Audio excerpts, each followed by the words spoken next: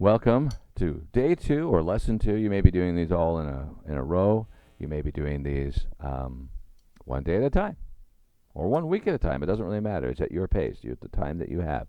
Okay, so now our next page is on rests. And rests are periods of silence where we count but we don't play. Misconception among younger musicians, newer musicians, is probably a better word, is that a rest is a break or a pause, but it's not. We're still playing music even if we're not playing an instrument.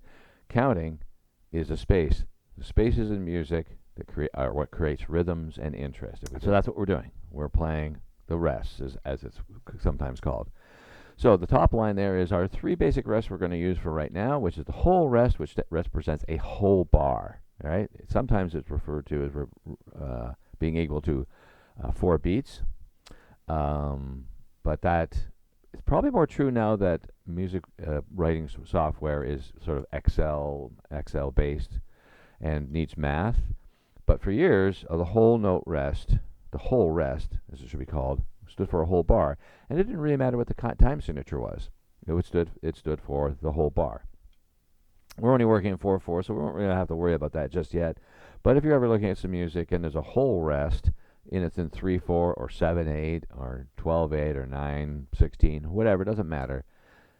It means the whole bar is resting, right? Okay, that's our. So we're not gonna, and we already know how not to play the drums, so we're not going to really worry about bars with nothing in it. That really just applies if you're playing an entire chart and there's a bar of rest, and you're going to, okay, I'm not going to play. I'm just going to count. The rest that we are going to be concerned with, which is the half rest, which is worth half a bar, and in 4/4 time, it is worth 2 beats.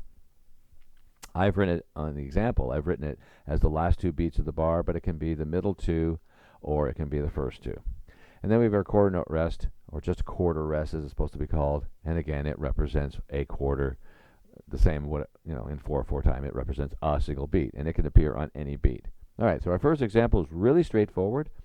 We are playing the 2 quarter notes and 2 beats of rest. So it sounds like this: 1, 2, 3, 4. 1, 2, 3, 4. 1, 2, 3, 4. 3, 4. 3, 4. 3, 4. 3, 4. Very straightforward. I counted when I wasn't playing, and that's how we get that rhythm. Without it, it could still sound good. I'm going to count in my head, but I'm going to count this again. 1, 2, 3, 4.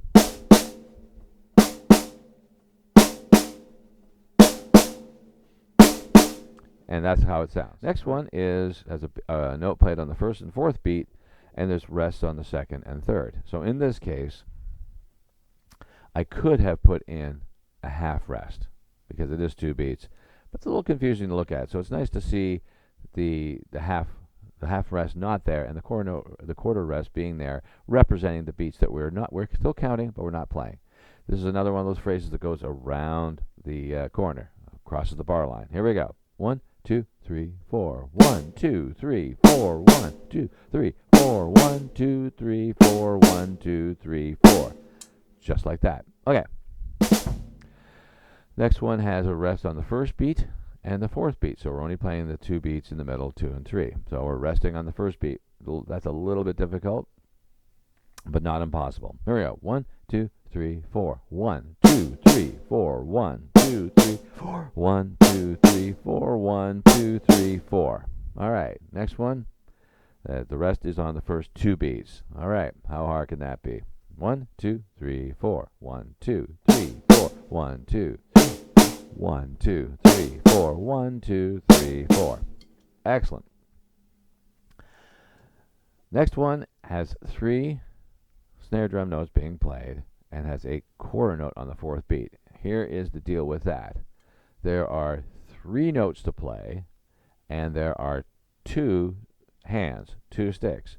So unless it's written in there like it was on the other page, unless we see actual R's and L's written underneath something, our default setting for our sticking is right, left, right. Now, if I'm going to play this one the way that some of you might find natural, and it's basically to start every 3-note phrase with your right hand. That's what feels natural. We're not going to do that. I'm going to do it as an example.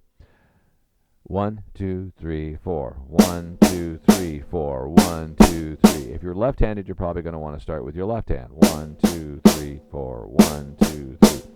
We don't want to do either. We want to have what's commonly referred to as strict alternation. That means if I play right, rest, I want to play left, left next. So now it's time to introduce something called the upstroke. The upstroke is a way of building up muscles of lifting the sticks, which doesn't seem like a thing to do, but it actually is a thing to do. And it also takes off the table having to remember what stick to play.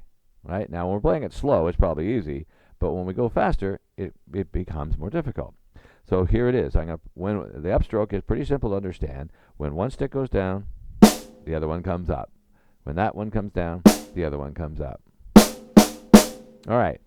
Then I don't have to think too much when it comes to playing a phrase like this. I can go 1, 2, 3, 4. And this stick right here, the one that's right by my head, is the next one to play. So I don't have to remember right, pause, right, left, rest. I can just go 1, 2, 3, 4, 1, 2, 3, 4, 1, 2, 3, 4, 1, 2, 3. And all I'm doing is every time I do that. So that upstroke is super helpful for remembering which stick to use. But here's another headed bonus. If you do like a lot of people do, and you stay in one spot and go 1, 2, 3, 4. One, you have to remember which one to do, but basically, you're not ready to play this one, right? This one, you're resetting this one before you play this one. So it makes more sense to do this than it does to reset every time. Remember, in the long run, we're trying to play these things kind of fast. It's one of our main things on the drums to be able to play kind of fast. Having to go, I don't even know. I don't think I can do it. So if you went fast, I don't think you could reset every time. So you'd have to go like this. It's the same thing if you start down and you lift up and bring down every time, right? There's no way you're going to be able to maintain that. So we want to make sure we are doing the upstroke. Okay, so this one, that font's horrible, but it says 28. Doesn't really matter.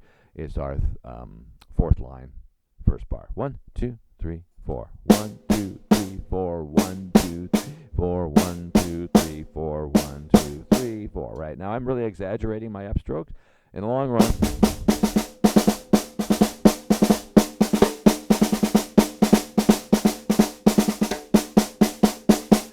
it's probably going to be a little down here. But I'm a big fan of practicing it in things in exaggerated ways so that you play them correctly when push comes to shove, when you're playing for real. Okay.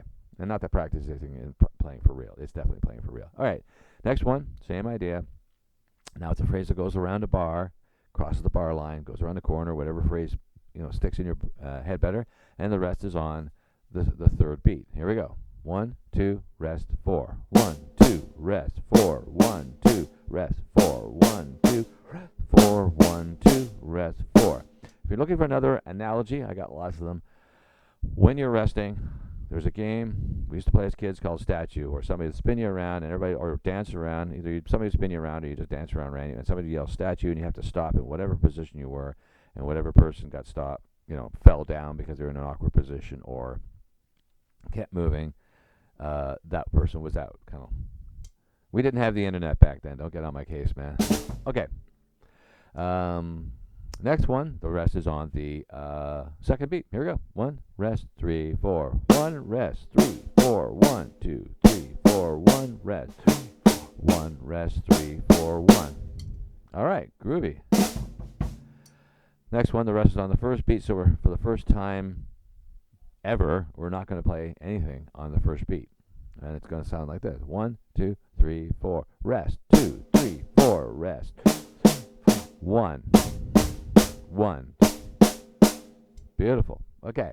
Now the next ones are next couple just have two notes in the bar, and it's what's left over of playing two notes in the bar. The first one is just playing the note on, playing the snare drum on the first beat and the third beat, and we're resting on the first and second. Here we go. 1, 2, 3, 4. 1, 2, 3, 4. 1, 2, 3, 4. It's basically like playing a single stroke roll, but with like half as many notes or half as fast. All right, next one's a little trickier. It's playing the snare drum on 2 and 4, which means we're resting on 1 and 3. 1, 2, 3, 4. 1, 2, 3, 4. 1, 2, 3, 4. 1, 2, 3, 4. 1, 2, 3, 4. Bingo was his name. Okay. Moving on, the next 4 are just snare drum in different parts of the beat. So the first one is just playing on the first beat. I'm going to do it a little bit faster, right? You can work on it. You can play along if you want. I'm going to count it in a little faster because there's hardly any notes to play. But making it faster when there's only one note to play doesn't make it necessarily easier. It actually might make it just as hard or even harder because of you having to aim for that one beat. The first one's easy because it's on first beat, but the other ones, students tend to have a little difficulty with it. Here we go. 1, 2, 3, 4. 1, 2, 3, 4. 1, 2, 3, 4. 1, 2, 3, 4. 1, 2, 3, 4. 1, 2, 3, 4. Okay, right? Now, the next one is on the second beat. So we're not playing on the first beat. And this one, and the next one. This was probably the toughest of the bunch where we have a hard time aiming for it. But you just want to count. And if you're counting and you're resting and you're paying attention, it shouldn't be that big a deal. Here we go. 1, 2, 3, 4. 1, 2, 3, 4. 1, 2, 3, 4. 1, 2, 3, 4. 1, 2, 3, 4. 1.